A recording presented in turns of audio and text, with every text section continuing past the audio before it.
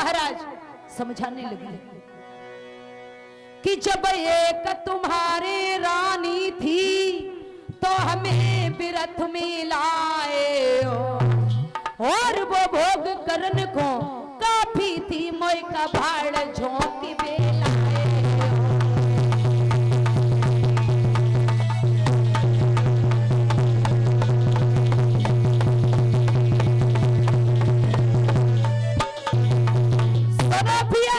जब पहले से ही दूसरी पत्नी मौजूद थी तो मुझे क्यों लाए हो। और सुरची बोली सुनो पिया,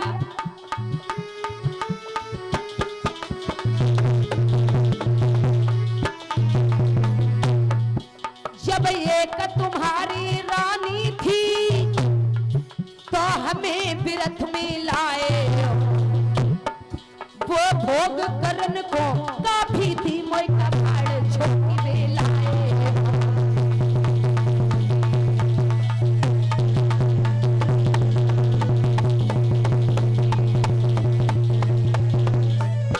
और सुनो महाराज,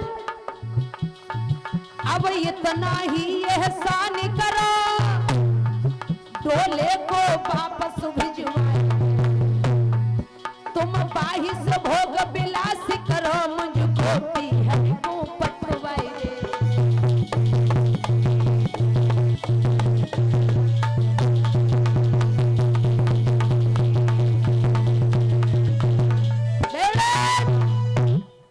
आज सरची कहने लगी है पिया, मुझे सौत के नाम से ही नफरत है। क्यों गए थे मेरे बाप के द्वारे पर जो मेरे साथ में विवाह किया। महाराज तुमने मेरे साथ में अच्छा नहीं किया है। आज सुरची ने ये वचन बोले हैं तो मैया सुनीति आगे बढ़ी और कहने लगी है बहन तुम ऐसी बातें क्यों कर रही हो। मैंने अपने पिया की शादी इसलिए नहीं की थी कि घर में कलह हो कष्ट हो। मैंने तो अपने महाराज की शादी इसलिए की थी कि घर में मेरी बहन आए, उसकी कोख से एक बालक पैदा हो और घर में खुशियां ही खुशियां हो। इसलिए मैंने अपने पिया की दूसरी शादी करवाई थी, इसलिए नहीं करवाई थी कि घर में कलह हो। इसलिए बहन तुम महलों में चलो। आज मैया सुनीति सुरची को समझा के बोली है बहन मेरी बात तो सुन सही। और क्या समझा के बोली है,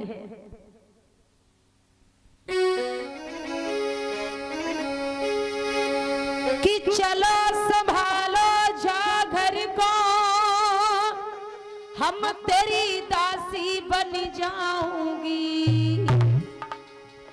दो रोटी मोई देती रही हो, हम तेरे ही लले खिलाऊंगी।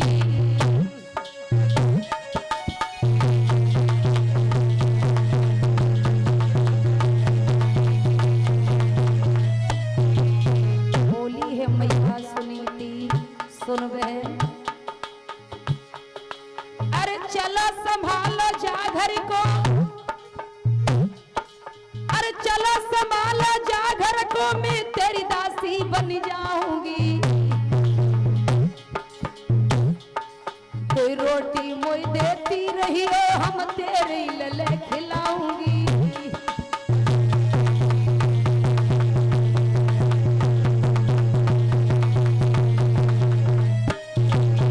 और सुन बहन,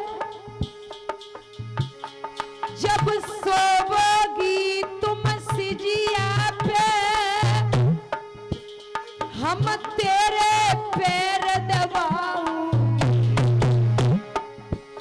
और जो नागर को चली बेनी तो पति को न मुख दिखाऊंगी।